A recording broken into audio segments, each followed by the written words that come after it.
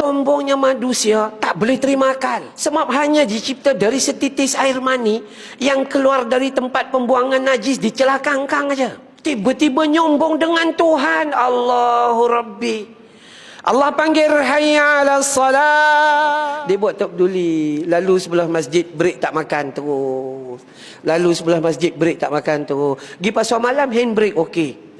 Kesombongan yang tidak berpatutan dalam seluruh kehidupan kita. Maka jangan sesekali nyombong pada Allah. Ambil wudu dekat luar tanah. Ambil wudu. Kata Nabi, barang siapa yang berwuduk dengan sempurna dan kemudian membaca doa asyhadu an la ilaha illallah wahdahu la syarikalah wa asyhadu anna Muhammadan abduhu wa rasuluh, Allah buka 8 pintu syurga. Masuklah kalian ke dalam syurga melalui mana-mana pintu yang kalian suka. Tapi ada di antara kita yang lalai, biar je. Biar rugi, sangat rugi.